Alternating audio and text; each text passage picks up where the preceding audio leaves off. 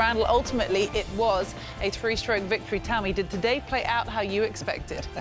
Yeah, I think Jim and I went out on a limb this morning and predicted just this crazy prediction that Dustin Johnson would prevail with that 5-shot win. But you think about this run that Dustin Johnson's on, having gone second first, he won by 11. It took a heroic effort for Jon Rahm to beat him last week and then to prevail this week. And now he has 23 total wins in his career. He's just 1 win shy of Gary Player, 2 wins shy of Tommy Armour and Johnny Miller. We have been for a long time talking about Dustin Johnson as a future and now a certain Hall of Fame player. You wonder now, will we begin to start talking about him with the potential to be one of the greatest players of all time, similar to the way that we talk about Phil Mickelson or Ernie Els or Vijay Singh? It's interesting, Jim, when you hear the fact that Dustin Johnson knew he wanted to add this to his resume. The FedEx Cup is an accolade that you don't want to end your career without. No, and it's something he wanted to do, and he did it. I think one of the things is we watch him play, and he makes it look so easy. And we all dream about that day when we can make golf easy.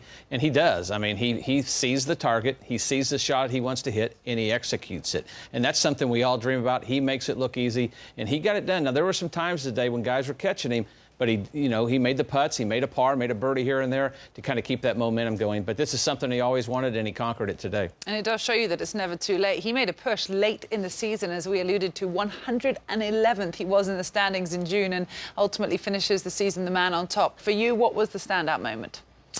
Well, good gracious, all day long. I would have to say that, you could choose innumerable shots throughout this week, from the tee to his iron shots to on the green, and point to those as what paved the way to his victory. But for me, it was the fact that given his lead, given the state of his play, it seemed obvious that he was playing a far more conservative game from day one all the way through the 4th round, so that he would avoid the big mistake, so that he would avoid the double bogey.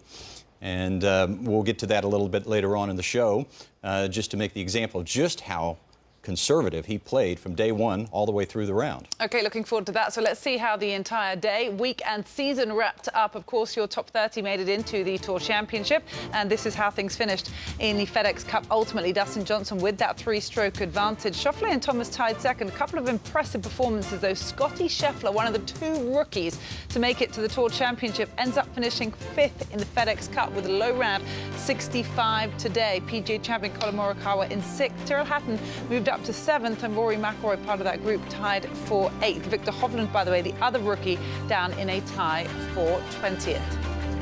First of all, you take a look at who has co-led or led par 3, par 4, or 5 scoring average. Yes, just in looking at the PGA Tour since they started keeping scoring statistics, which goes all the way back to 1983, so we're talking about 38 years.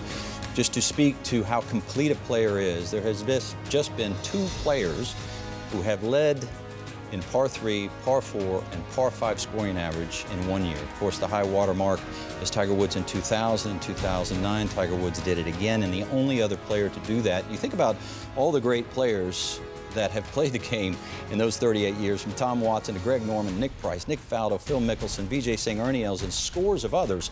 They did not manage to do that. So it does speak to the completeness of his game. And again, all things being equal, experience makes a better player. He made some marginal changes in his setup this week, but it's pretty much the same golf swing that he had in 2016 that he had today. It's just a little bit more experienced player, and I think that made all the difference throughout the week. Proves his maturity as a player, perhaps, Jim. And Brownell makes a great point that he had been in this position before in 2016 and had failed to come out on top. So learning from your mistakes, arguably, the next time you're in that position is what it takes to win accolades like this, isn't it? Well, that's what you try to do. I mean, you got to learn from your mistakes, or otherwise you're not going to get any better. And I think he's matured into that player. Also, his wedge game work and how much time he's put into that. And he knows he had the confidence.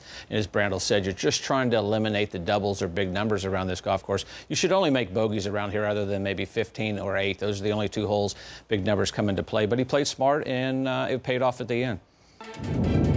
Well, Dustin Johnson's resume continues to impress. It just got even better today. We know he won the US Open, his only major championship to date, back in 2016. He has 6 World Golf Championship wins, which is the second most all-time, by the way, behind Tiger Woods. Today was his 23rd PGA Tour victory, and he continues that streak of 13 straight seasons. He's now had 6 wins in FedEx Cup playoff events alone. That is the most of anyone all-time since the series began in 2007, and he is now your 2020 FedEx Cup champion, and he is with our Todd Lewis.